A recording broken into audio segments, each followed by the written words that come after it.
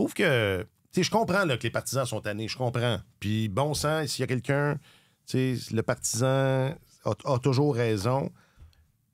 Mais là, c'est évident là, que c'est une équipe qui était pas bien dans son environnement. Et moi, je trouve que après cette défaite-là, donc c'est dans le match numéro 5, où est-ce qu'il y a des chandails qui ont été brûlés ou qui ont été lancés sur la glace, les huées et tout ça. Tu sais, je veux dire, cette équipe-là est quand même rarement en deuxième ronde. Là, elle y était. Elle était pas du tout en position de... C'était pas terminé. C'était loin d'être terminé. Tu sais, je me demande jusqu'à quel point la corrélation, parce que moi, elle m'apparaît évidente, la corrélation entre ce traumatisme-là que cette équipe-là vit et la façon dont l'environnement autour se comporte. Moi, il y a un lien évident. Là. Puis à un moment donné... Je veux bien croire qu'on est frustrés. Ils sont frustrés, les partisans des Maple Leafs, qui ça fait depuis, 64, là, peu importe. 67. Bon. Ça va faire 60 c'est mieux. ans. C'est mieux. C'est trop... Je veux dire, à un moment donné, là, il y a des limites, non, un peu à... Non. Non? Non, moi, je blâmerais pas les Il n'y a pas une part de responsabilité qui incombe... comment une part de responsabilité qui incombe aux partisans, je veux dire... Je peux pas croire, mais je l'ai pas dit. Je peux pas croire que j'ai... leur billet extrêmement cher, sont là à soutenir l'équipe année après année. Ben, soutenir l'équipe. L'amphithéâtre est toujours plein, alors que les Leafs ont connu des saisons de misère, là, au sortir du... Après le lockout, ils ont eu une dizaine d'années vraiment plutôt difficiles. Ils ont toujours été là. C'est les partisans qui paient parmi le plus cher leurs billets, s'achètent les produits dérivés. Tout ça, ça fait 60 ans d'insuccès. Je pense que c'est normal qu'il y ait une lassitude, là, pour le moins qu'on puisse dire, un abattement, un découragement. Puis bon, il y a différentes façons de soutenir ton équipe. Tu peux peut-être le faire mieux que ça. Est-ce que ce serait mieux de les encourager en ces temps troubles-là? Peut-être, mais quand tu es en train de te faire massacrer 6-1 à domicile... Dans le 5e match de la série égale 2-2, dans ce qui est certainement le match le plus important de la saison, et comme les journalistes le disaient, que tu offres ta pire performance et que c'est récurrent. Là. C'est quelque chose qui se passe à chaque année. On connaît ce scénario-là. Et peu importe l'entraîneur, peu importe le personnel de soutien qui joue avec les 4 gros, peu importe ce qu'on fait, c'est toujours la même histoire. Donc, il y a un parfum de fatalité à chaque printemps à Toronto. C'est comme si on savait comment l'histoire allait se terminer.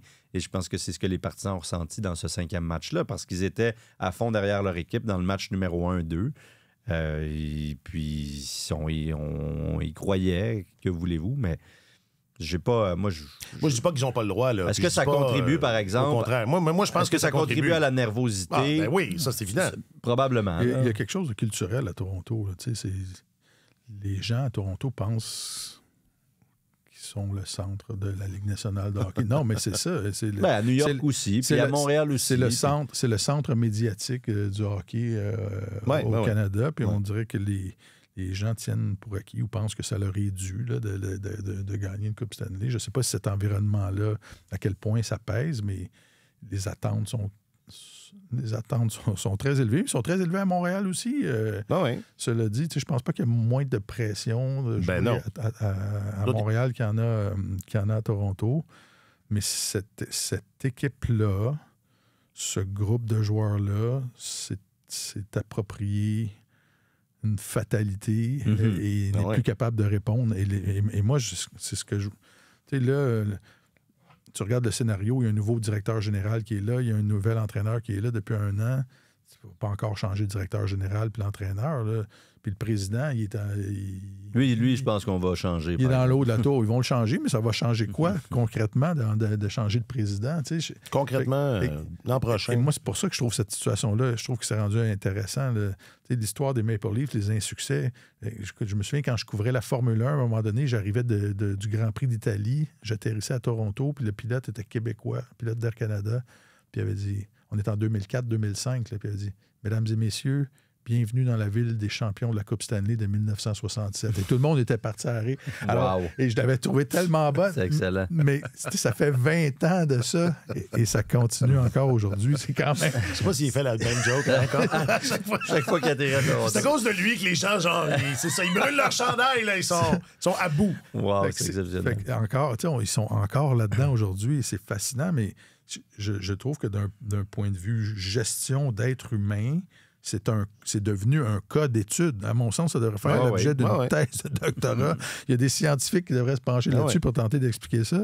Et je me demande juste comment tu fais.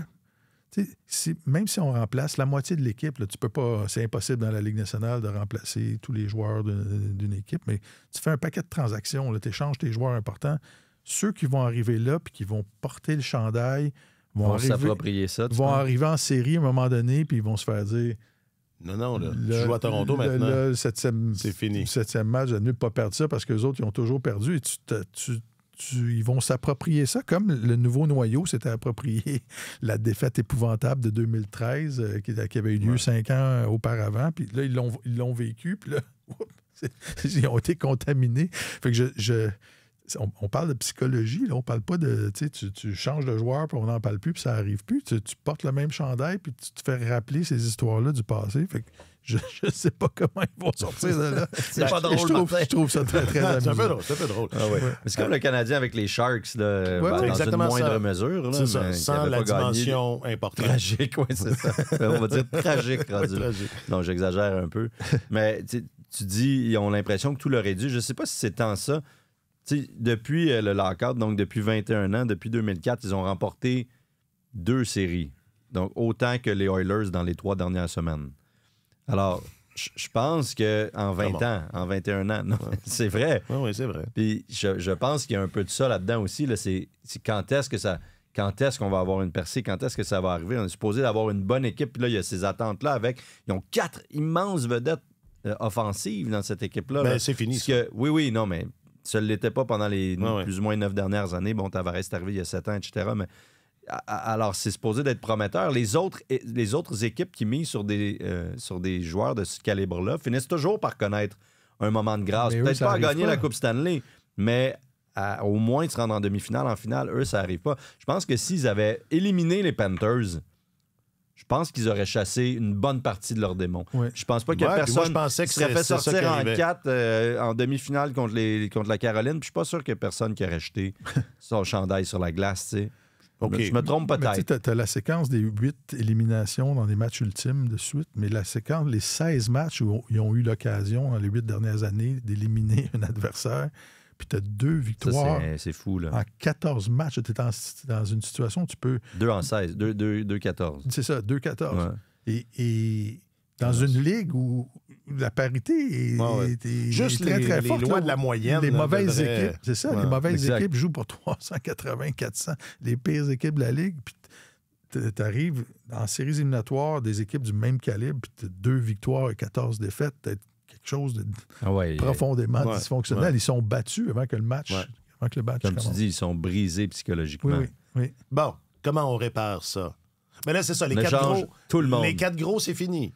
Les 4 gros, je pense que c'est fini. Ben, enfin, moi, je peux pas imaginer que Mitch Marner va signer là. Hein? Non. Est-ce que ça, moi, ça se peut pas? Non, je pense que Marner s'en va. Puis d'ailleurs, les 4 gros, avant de les envoyer ailleurs, ça aide pas que tes 4 gros... Corrige-moi, le Tavares n'avait pas d'expérience en séries éliminatoires avant de débarquer. Un petit peu. Avec l'Islanders, un petit peu. Mais en même temps, pas... C'était qualifié au moins une fois. Mais ça reste... c'est ça. Pour ça, j'ai dit ça reste 4 joueurs qui n'avaient jamais eu de succès. 3 fois avec les Islanders, dont une présence au 2e tour. OK. Bon, mais c'est pas du gros succès, on s'entend. Pas du gros succès. Les 3 autres, 0. Ils ont construit ça ensemble, cette période de... cet avion qui s'écrase. Et moi, je suis convaincu que... Ben, pas je suis convaincu, mais évidemment qu'on ne peut pas échanger tous les joueurs, puis essayer ça, mais dans les 4 gros, change-en 1 ou 2 pour des gars qui ont eu du succès, qui sont allés. Puis là, déjà là, la dynamique est un peu différente. Là,